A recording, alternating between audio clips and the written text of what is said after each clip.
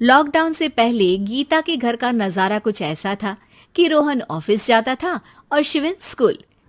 जिनके घर से जाने के बाद गीता काम खत्म करके बाकी समय आराम करती थी। लेकिन लॉकडाउन के बाद ऑफिस और स्कूल घर में ही खुल गए और इससे गीता का हाल वो तो आपको देखने में ही मजा आएगा। शिविन, ओ शिविन, महाराज उठने के लिए क्या 21 तोपों की सलामी लेंगे? अरे बिस्तर से बाहर निकल, ऑनलाइन क्लास स्टार्ट होने वाली है। अरे तुम भी हद करती हो, स्पीकर की तरह चिल्लाने की क्या जरूरत है? दिख नहीं रहा मेरी कॉन्फ्रेंस चल रही है। अब कैमरा और स्पीकर ऑन कर रहा हूं, मुझे कोई शोर नहीं चाहिए। इस पर जैसे ही रोहन लैपटॉप का कैमरा और स्पीकर ऑन करता है तभी कुकर की सीटी बजती है। करा लो अब इसे चुप। लॉकडाउन नहीं हुआ, मेरी मौत का फरमान जारी हो गया। दोनों बाप बेटे ने नाक में दम किया हुआ है। ऐसा बोलकर गीता वहां से शिविन के कमरे में पहुंच जाती है, जहां शिविन अभी भी सो रहा होता है। ओ आलसी, अब अगर 5 मिनट में नहीं उठाना तो आज तेरा गेम और यूट्यूब कैंसिल। माँ की बात सुनकर शिविन बिना 1 मिनट गंवाए उठ खड़ा होता है। उठ गया, अभी नहाकर भी आता हूँ। ये नाटक कहीं और, मुंह पर गीला कपड़ा मार और पढ़ने बैठ।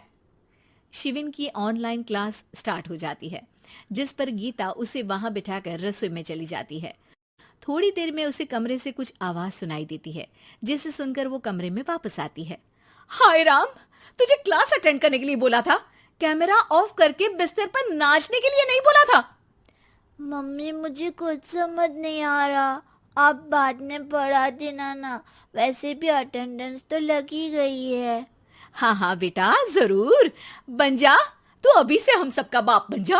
अरे नहीं मतलब कहाँ से लाते हो इतना दिमाग, और पढ़ाई करते हुए ये चला कहाँ जाता है? नाइस क्वेश्चन, दिमाग से पूछकर बता दूंगा। शिविन की बातों से परेशान होकर गीता उसे मारने के लिए जैसे ही आगे बढ़ती है तभी वो कमरे से बाहर भाग जाता है। अब शिविन आगे आगे और गीता हाथ में चप्पल पकड़े उसके पीछे पीछे पूरे घर में दोनों घूम रहे होते हैं। इसी बीच वो रोहन के पास पहुंच जाता है और शिविन को मारने वाली चप्पल रोहन के लैपटॉप पर जाकर गिरती है। ओए माँ! मम्मी, अब पापा को चप्पल मार रही हो? वो आज तक के रिपोर्टर, चुपचाप जाकर क्लास अटेंड कर ले, नहीं तो अगली तेरे पीछे लगेगी। इस पर शिविन वहां से चला जाता है, जिसके बाद रोहन गीता से कहता है, इस सर्कस के लिए कुछ बोलना चाहोगी? अरे क्या करूं, जब से तुम दोनों घर में रहने लगे हो घर अपने आप ही सर्कस बन गया है और मैं तुम्हारी नौकर। कभी बेटी को संभालो तो कभी बाप के नखरे उठाओ।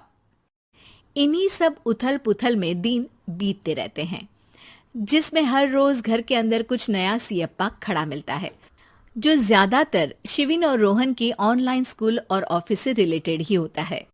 एक सुबह, शिविन चल उठ, आज की क्लास जल्दी है। कैमरा ऑफ करके आप अटेंड कर लो। अरे ऐसे छित्तर पड़ेंगे, दादी नानी सब एक साथ याद आ जाएंगी। गीता की लाख मशक्कतों के बाद क्लास तो खत्म हो जाती है, लेकिन उसके बाद शिविन फोन इस्तेमाल करते हुए इंस्टाग्राम रील बनाने लगता है। रसोड़े में कौन था? तुम थी, मैं थी, कौन था? कौन था? हाँ, मैं गरीब हूँ, मैं गरीब हूँ। अरे ओ गरीब के बेटे, आजा, मैं बनाती हूँ तुझे गरीब। मैं बताती हूँ रसोड़े में कौन था। पढ़ाई करने बोलो तो इनकी माँ मर जाती है और ये पागलपंतियां जितनी मर्जी करा लो। गीता शिविन को डांट रही होती है, तभी रोहन बीच में बोल पड़ता है। अरे बच्चा ही तो है, इतना गुस्सा क्यों कर रही हो? बेटे का साथ देने की इसी एक कोशिश में अब शिविन के साथ साथ रोहन भी गीता के गुस्से की सूली पर चढ़ जाता है। अगर बेटे पर इतना ही प्यार आ रहा है तो इसे क्लास अटेंड क्यों नहीं कराते, इसका होमवर्क क्यों नहीं कराते? उस समय तो बहुत जल्दी मीटिंग आ जाती है, वो काम मैं करूं और यहाँ इस बेफिजुली की चीज में तरफदारी करके बन जाओ महान। हे भगवान, कोई तो इनके ऑफिस और स्कूल खुलवाओ, मैं इन्हें और घर में नहीं सह सकती।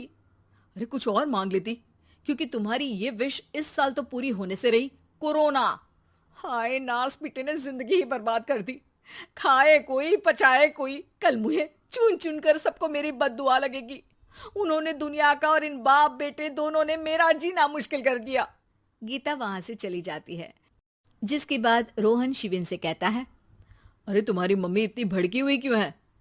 आपकी वजह से पूरा समय घर में रहते हो और उस पर कोई काम कराने की जगह बस ऑर्डर देते रहते हो।